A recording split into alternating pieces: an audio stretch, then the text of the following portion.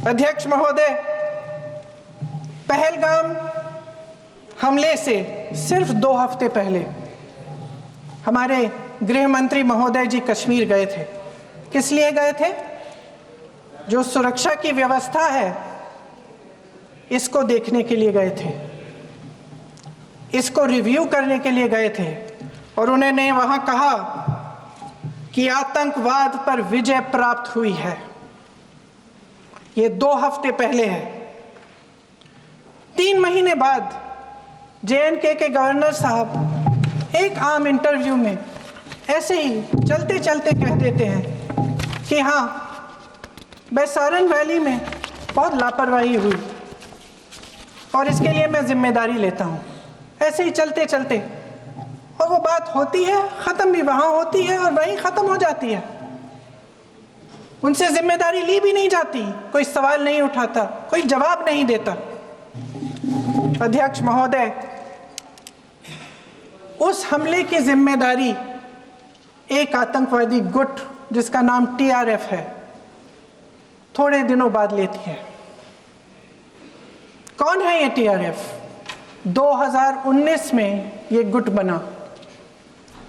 2020 में इसने कश्मीर में आतंकवाद का काम शुरू कर दिया और 2020 अप्रैल 2020 से लेकर 22 अप्रैल 2025 तक इन्होंने 25 आतंकवादी हमले किए।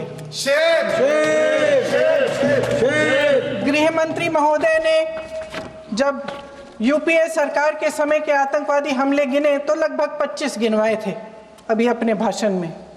इस गुट ने कश्मीर में 25 हमले 2020 और 2025 के अंदर एक पूरी लिस्ट है इन हमलों की। मेरे पास इतना समय नहीं है इसलिए मैं एक एक को नहीं पढ़ना चाहती, लेकिन मैं इतना कहूंगी कि इनमें रियासी का हमला भी था 2024 का, जिसमें 9 लोग मारे गए और 41 लोग घायल हुए। कुल मिलाकर 2020 से लेकर 22 अप्रैल 2025 तक TRF ने 41 सेना और सुरक्षा कर्मियों की हत्या की, 27 सिविलियन की हत्या की और 54 लोगों को घायल किया था। भारत सरकार ने TRF को आतंकवादी संगठन का दर्जा कब दिया? 2020 में दिया, 2021 में दिया, 2022 में दिया, 2023 में दिया। 3 साल बाद, 3 सालों के लिए ये आतंकवादी गतिविधियां कर रहे हैं और आप इनको आतंकवादी संगठन तब कहते हैं 2023 में? इसकी क्या वजह थी? ये सब सरकार के संज्ञान में था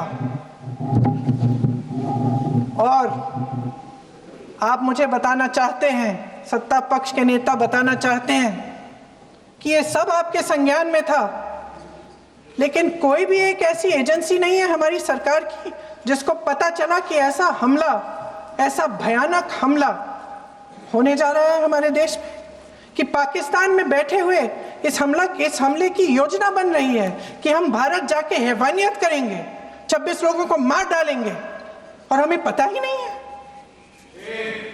क्या ये हमारी एजेंसियों की विफलता है कि नहीं है?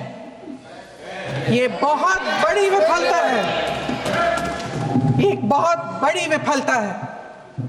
जानते थे कि ये गुट है, जानते थे कि 5 सालों से ये आतंकवादी हमले कर रहा है, अध्यापकों को मारा, आर्मी के बड़े बड़े अफसरों को मारा, आम जनता को मार डाला, पुलिस वालों को मार डाला, और आप इन पे निगरानी नहीं रख रहे थे। और ये जो एजेंसियां हैं इनकी जिम्मेदारी कौन लेगा? क्या IB चीफ ने अपना इस्तीफा दिया? क्या किसी ने इस्तीफा दिया? गृह मंत्री जी के कार्य क्षेत्र में आता है इंटेलिजेंस ब्यूरो। क्या गृह मंत्री जी ने इस्तीफा दिया? इस्तीफा छोड़िए, जिम्मेदारी ली।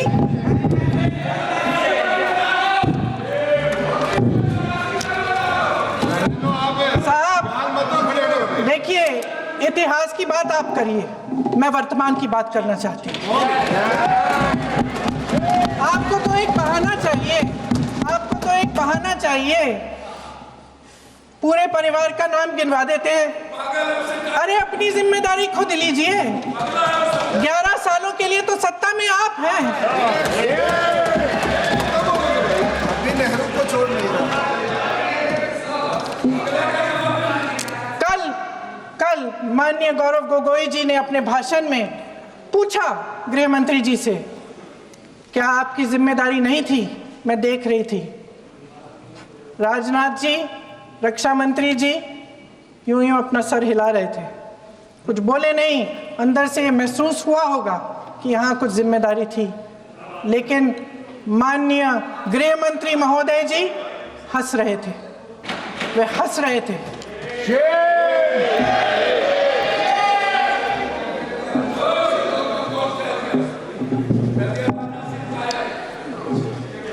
अध्यक्ष महोदय, कल सत्ता पक्ष और आज भी सत्ता पक्ष के नेताओं ने 2008 के मुंबई के हमलों का जिक्र किया, बार बार कहा कि मनमोहन सिंह जी की सरकार ने कुछ नहीं किया। ये तो जानकारी होगी ना कि उसी समय जब वो आतंकवादी हमला चल रहा था, तभी उन आतंकवादियों को मार डाला था। एक बचा था और उसको भी फांसी दे दी थी 2012 में। महाराष्ट्र के मुख्यमंत्री ने इस्तीफा दिया। देश के गृह मंत्री ने जिम्मेदारी लेकर इस्तीफा दिया।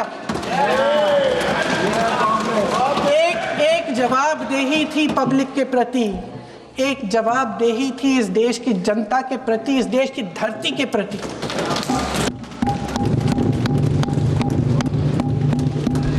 राजनाथ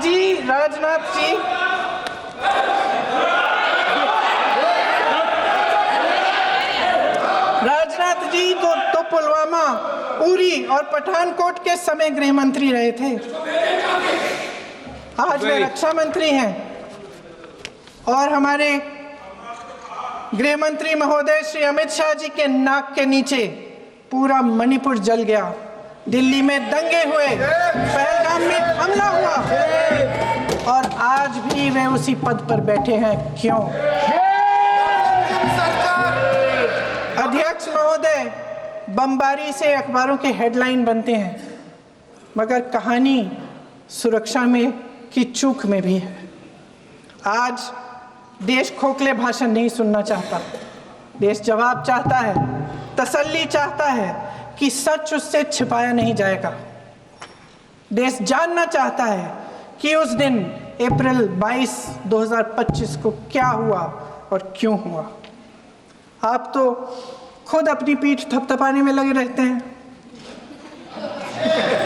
सेना, देश, संसद से सच छुपाते हैं। ऑपरेशन सिंदूर जब शुरू हुआ, हम सब ने समर्थन किया, सब एकजुट होकर खड़े हो गए इस देश के लिए। दोबारा होगा, दोबारा खड़े हो जाएंगे। अगर हमारे देश पे हमला होता है तो यहाँ इस सदन में किसी भी पार्टी का हो, कोई भी हो, सब आपका समर्थन करेंगे। और हमें अपनी सेना पर गर्व है कि उन्होंने इस बार भी दृढ़ता से लड़ाई लड़ी, धैर्य से लड़ाई लड़ी, वीरता से लड़ाई लड़ी। लेकिन इस ऑपरेशन का सिंदूर का क्रेडिट, उसका श्रेय तो हमारे प्रधानमंत्री जी चाहते हैं। सही भी है, ठीक है, सही है, श्रेय ले। ओलंपिक्स में हमारा मेडल आता है, उसका भी श्रेय लेते हैं। लेकिन सिर्फ श्रेय लेने से नहीं होता नेतृत्व, जिम्मेदारी भी लेनी पड़ती है।